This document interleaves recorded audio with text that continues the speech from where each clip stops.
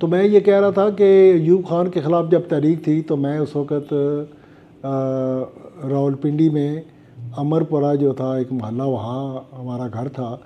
और वहाँ से मैं जब सीधा मरी रोड पे आके चढ़ता था तो वहाँ मरी रोड से नीचे एक पेंटर होता था, नज़ीर पेंटर। तो मैं हमेशा, वो मेरी मदद करता था और जो प्ले कार्ड होते थे उस पे बहुत अच्छे तरीके से मुझे कुछ स्लोगन लिख के देता था जो उसे मैं कहता था। और वो कुछ ले के वो जो थे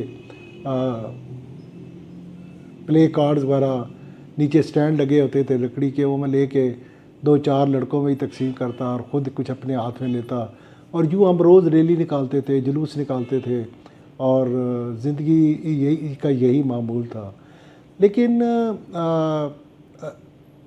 जब एक बात जो मैं अपने पोता है मेरा, तो उसका नाम अरहम है, एहसन बख्तावरी का बेटा है।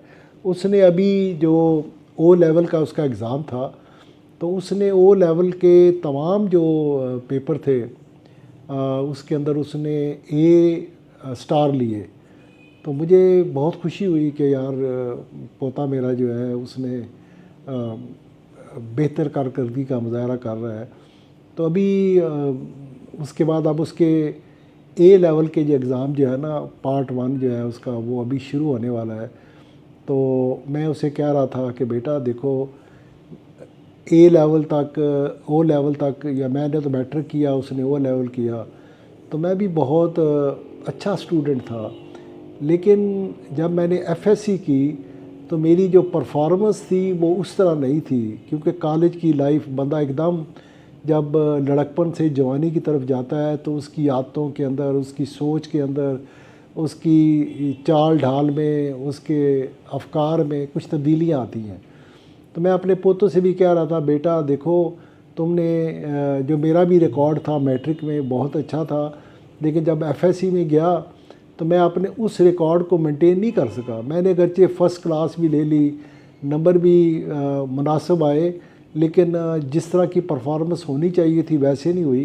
तो देखना बेटा, तुम भी अब ए लेवल में कहीं अपने दादा अब्बू की तरह थोड़े से पीछे ना चले जाना अपनी कारकर्दगी से।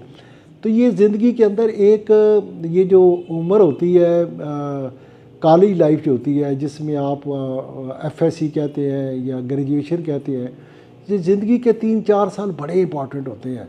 इसमें बच्चा मेक करता है या ब्रेक होता है, और उसकी शख्सियत जो बचपन से बनी आती है, फिर वो थोड़ी सी उसको आज़ादी मिलती है, और वो जब आज़ादी के माहौल में, खुली फ़ज़ा में सांस लेता है, सोचता है, अपने दिमाग से सोचता है, माँ बाप के दिमाग से नहीं सोचता। माँ बाप की पाबंदियाँ, माँ बाप की सख्तियाँ, वो उस पर थोड़ी सी कम हो जाती हैं।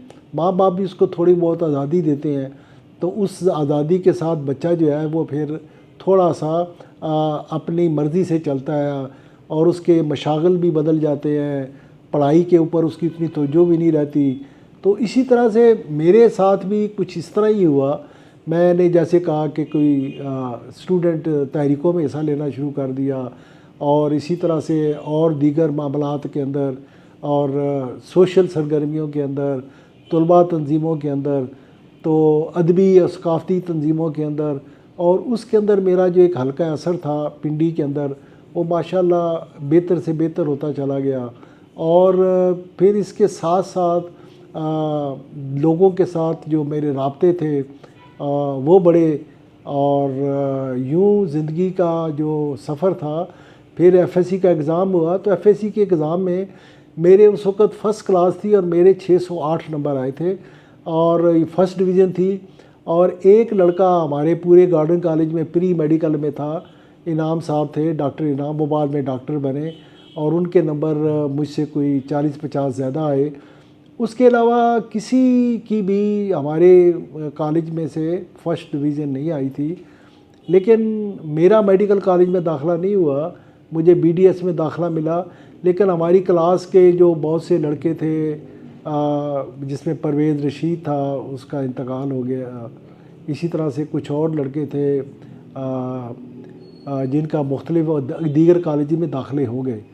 तो बहर तौर मैं जब सोचता हूँ कि क्योंकि मेरा कोई ऐसा सिफारशी नहीं था कि मुझे भी मेडिकल कॉलेज में दाखिला मिलता, और मैं जब अभी अपने पुराने दोस्तों से बात करता हूँ, मेरे कुछ दोस्त थे बचपन के जिन्होंने CSS किया, तो वो आला तरीन मनासिब पे जाके रिटायर भी हुए। तो वो जब मुझे ये कहते हैं, यार तू साढ़े को चंगा है, साढ़े को चंगा रहा, साढ़े को बहुत बेहतर है जिन्होंने CSS किया।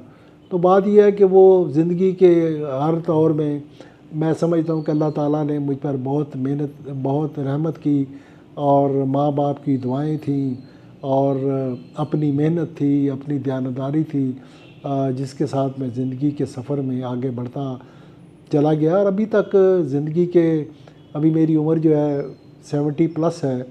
अब ज़्यादा उम्र नहीं बताता ऐसी, फिर तो वो क्या कहना चाहिए, बिल्कुल ही लोग बूढ़ा समझना शुरू कर देंगे।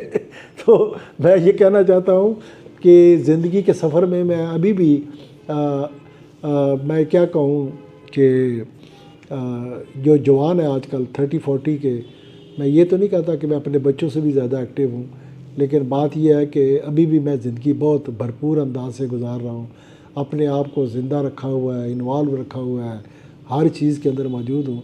तो मैं भी ये चाहता हूँ कि लोग ज़िंदगी के सफ़र में एक्टिव रहें, ज़िंदगी का कोई ना कोई मकसद बना के रखें। इंसान जब घर बैठ जाता है तो मैं समझता हूँ कि वो उसकी मौत आने से पहले मौत हो जाती है। तो बहुत शुक्रिया। आगे